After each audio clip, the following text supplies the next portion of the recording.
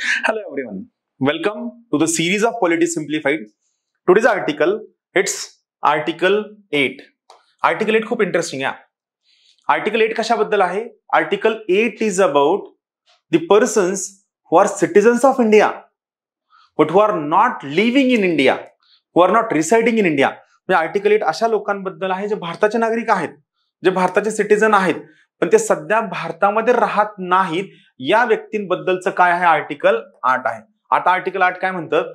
Rights of citizenship of certain persons, काही व्यक्तींचा सिटीजनशिपचा राईट ऑफ इंडियन ओरिजिन, म्हणजे काय की जे भारतीय मूलाचे आहेत पण ते कुठं राहत आहेत? वर रिसाइडिंग आउटसाइड इंडिया, म्हणजे ते भारताच्या बाहेर राहत आहेत, त्यांच्याबद्दलचं आर्टिकल 8 आहे. थोडक्यात काय आहे?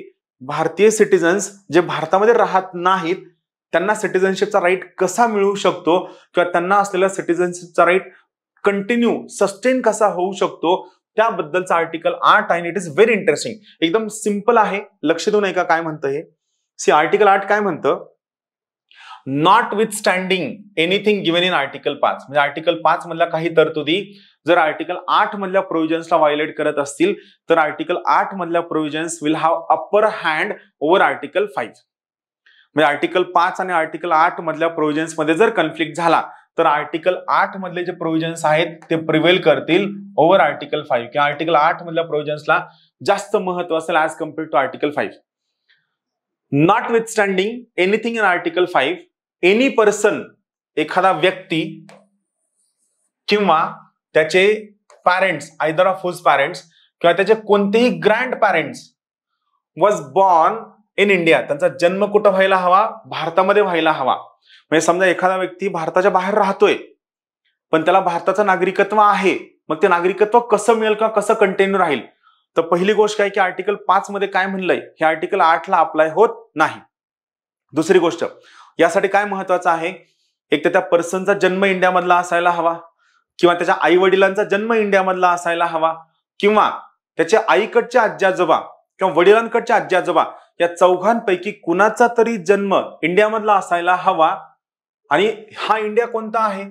कोणता इंडिया आहे? सध्याचा इंडिया का नाही? कोणत्या इंडियामधला जन्म असायला हवा? The India that was defined in government of India act 1935. 1935च्या गव्हर्नमेंट ऑफ इंडिया ऍक्ट, म्हणजे त्यावेळेस भारत पाकिस्तान युनायटेड होतं, पार्टिशन नव्हतं. तर भारत पाकिस्तान युनायटेड मध्ये त्याचा किंवा त्याच्या आई किंवा वडिलांचा किंवा त्याच्या आईकडच्या आजी आजोबा किंवा वडिलांकडच्या आजी आजोबा दोघांपैकी कुणाचा तरी जन्म आयदर 35चा इंडिया किंवा 35चा पाकिस्तान या ठिकाणी जन्म व्हायला हवा, तर त्याला भारताची सिटीजनशिप मिळेल. पण फक्त हा जन्म होणं सफिशियंट नाहीये, या जन्मासोबत महत्वाचं काय आहे? अँड पहा, and who is ordinarily residing in any country outside India, म्हणजे जन्म या ठिकाणी झालेला आहे पण तो सध्या भारताच्या बाहेर राहतो आहे. India as defined shall deem to be a citizen of India, म्हणजे त्याला सिटीजनशिप मिळेल केव्हा? इफ, म्हणजे जर त्याने स्वतःचं रजिस्ट्रेशन केलेलं आहे as a citizen of India, म्हणजे त्याने स्वतःचं सिटीजन ऑफ इंडिया रजिस्ट्रेशन करून घेतलेलं आहे. कुठं करून घेतलेलं आहे? Has been registered as a citizen of India by the diplomatic or consular representative. आपले जे राजनयिक असतात ना, भारताच्या बाहेर जे ऑफिसेस असतात, डिप्लोमेसी और एम्बेसी असते, त्या ठिकाणी याने स्वतःचं सिटीजन ऑफ इंडिया म्हणून रजिस्ट्रेशन करून घ्यायला हवं.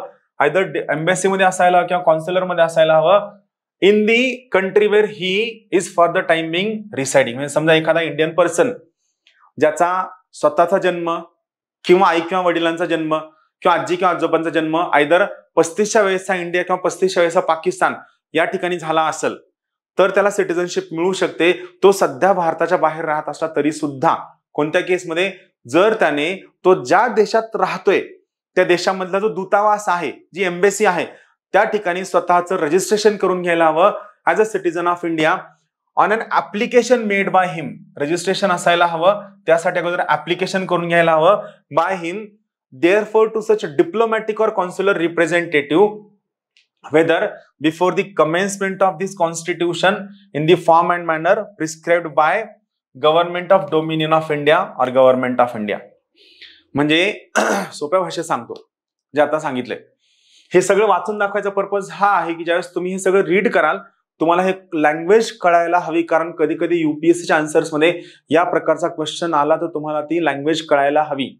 पहा, समजा एखादा पर्सन ज्याचा जन्म किंवा त्याच्या आई किंवा वडिलांचा जन्म किंवा त्याच्या आईकडचे आजी आजोबा किंवा वडिलांकडचे आजी आजोबा दोघांपैकी कुणाचाही एकाचा जन्म भारतामध्ये व्हायला हवा. कोणता भारत?